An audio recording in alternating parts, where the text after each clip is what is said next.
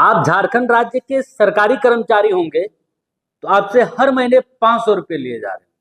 ये 500 रुपये आपको बीमा योजना के नाम पर आपके खाते से काटे जा रहे हैं, क्योंकि राज्य सरकार ने 31 मार्च को 2025 को योजना लाई कि राज्य ये जो स्वास्थ्य बीमा योजना लाए, जिसके तहत राज्य के जो सरकारी कर्मचारी उनका बीमा कराया गया ताकि उनको 5 लाख तक के बीमारी में इसका लाभ पहुंच सके। लेकिन क्या आपको पता है कि जब आप बीमार पड़ेंगे और जब इसका फायदा लेने के लिए अस्पताल में भर्ती होंगे कि भाई मेरा फ्री में इलाज हो जाए, तो अस्पताल आपको कहेंगे कि अस्पताल तो आपका इलाज फ्री में करा देगा, लेकिन बाद में फिर आपको उसका पैसा देना होगा। ऐसा इसलिए क्योंकि जो बीमा कंपनी है वो भुगतान नहीं करेगी। वो कहेगी मैं इस बीमारी में इस अस्पताल में मेरा रेगुलेशन नहीं है, इस अस्पताल में इस बीमारी का इलाज हम नहीं कराते हैं, आपको दूसरे अस्पताल। यानी कि अगर आपका एक्सीडेंट होता है, माथा और पैर दोनों फूटता है, तो माथा का इलाज एक अस्पताल में कराना होगा और पैर का इलाज दूसरा अस्पताल में कराना होगा। यानी कि माथा यहाँ एडमिट है और पैर कटवा के दूसरा अस्पताल भेजना होगा, तब एक साथ दोनों का इलाज आप करा पाएंगे। देखिए, इसको लेकर जो गड़बड़ियां बीमा कंपनी ने जो की थी उसको सरकार ने भी संज्ञान में लिया था। उसमें उस पर 15 सदस्य एक कमेटी भी बनाई। जून महीने में भी वो कमेटी बनाई गई और उस कमेटी के बाद वो नियमावली में बदलाव किया गया। इसके बाद भी ये त्रुटियां वही की वही समस्याएं वही की वही, इसलिए क्योंकि जो सरकारी जो कर्मचारी उनको अब भी बीमा कंपनी से वो लाभ नहीं मिल रहा है, बल्कि इलाज कराने के बाद भुगतान स्वयं करना पड़ रहा है। ये मामला सदन में भी उठा। सदन में सिंदरी के विधायक चंद्रदेव महतो ने यह मामला उठाया और उन्होंने एक एग्जाम्पल भी दिया कि कैसे जब सरकारी कर्मचारी इलाज कराने के बाद उसको अस्पताल प्रबंधक की तरफ से पत्र जारी किया गया जब पैसा जमा करे, क्योंकि बीमा कंपनी ने पैसा नहीं दिया है।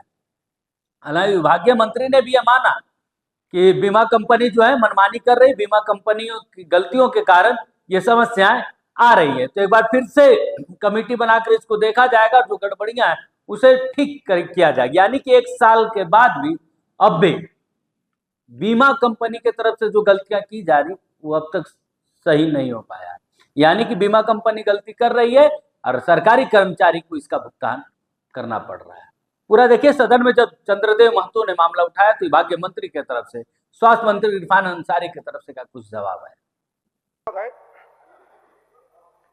मेरा ध्यान आकर्षण राज्यकर्मी स्वास्थ्य बीमा को लेकर था, जिसका जवाब आया है।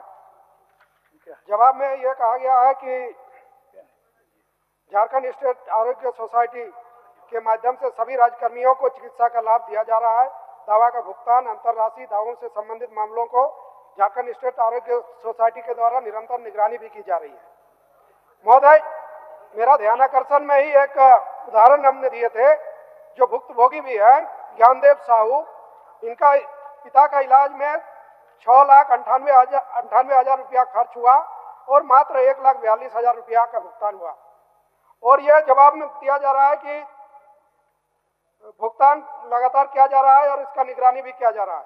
जिसका मैंने उदाहरण दिया था, ज्ञानदेव साहू को लीगल नोटिस दिया गया हॉस्पिटल की ओर से। तो ये जो मानसिक प्रताड़ना से गुजर रहे लोग, पैसा दे करके इलाज नहीं मिल पा रहा है, तो इससे तो बेहतर था कि पहले की जो व्यवस्था थी वो बेहतर था। कम से कम नया व्यवस्था है, उसमें यह किया जाए कि इसको अच्छी किया जाए। दूसरा, और एक कल ही मैं हॉस्पिटल में भी मिलने गया था, हमारे ही क्षेत्र के हैं जोगेश कुमार महतो, वो मेदांता रांची में इलाज करवा रहे हैं। उनका सर्जरी होना है। जो राज्यकर्मी है उनको इसके संबंध में, कैशलेस के संबंध में कुछ जानकारियां हैं, लेकिन उनके परिजनों को ऐसा पूरा जानकारी नहीं है। उन लोगों ने मेदांता में यह पता करके क्या कि यहाँ सर्जरी होगा कि नहीं, तो बताया गया कि हाँ वहाँ सर्जरी होगा, भर्ती कराइए। भर्ती करा दिया गया। 4 दिन बाद उन लोगों को बताया जा रहा है कि ये कैशलेस फीस से आपको नहीं मिलेगा।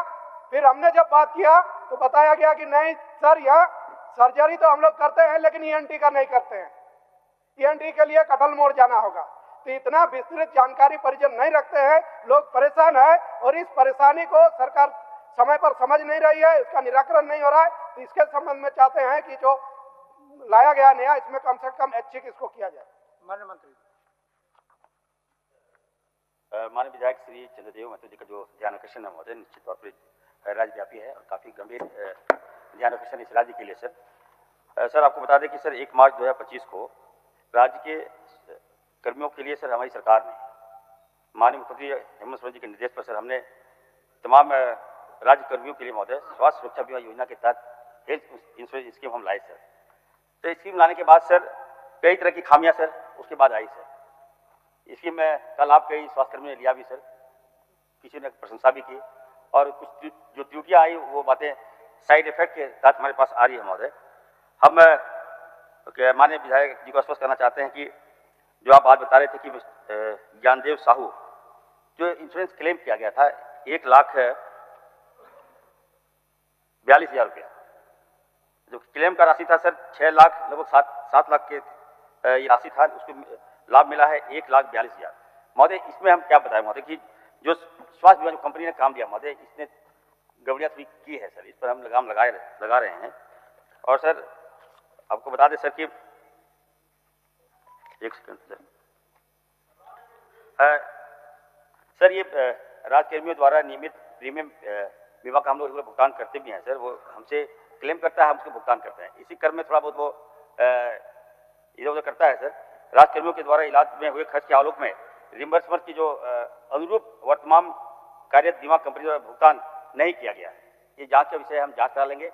और मैं माननीय विधायक जी को ये भी कहना चाहता हूँ कि जब हम लोगों ने स्कीम को लागू किया था तो कई त्रुटियां मिली थी सर, और उसमें क्या हो रहा था कि मान लीजिए कि अगर कोई एक्सीडेंट हो गया, सर का हेड इंजरी हो गया सर, तो हॉस्पिटल क्या करता था, हेड इंजरी का ही सर कंपनी भुगतान करती थी, और मान लीजिए उसका पैर टूट गया तो उसका भुगतान नहीं कर पा रही थी, तो उसको लेकर सर वो किसी और हॉस्पिटल में उसको ट्रांसफर कर दे रहा था सर।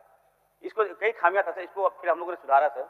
हम लोग इस पर डीपली बैठक करके हम लोग पहले था सर CGSS के तहत भुगतान नहीं हो पा रहा था, अब हम लोग सुधार के नई प्रक्रिया के तहत हम लोग ला रहे हैं सर, और नई प्रक्रिया में जो खामियां था सब कुछ सुधार दिया है। अब जो क्लेम करेगा सर उसको नियमित हम लोग भुगतान करेंगे सर। और रही बात सर साहू का जो पैसा है, जो क्लेम है सर, हम माननीय विधायक जी को आश्वस्त करते हैं कि उनका 7 लाख जो बकाया है उसका भुगतान हम लोग कर देंगे सर।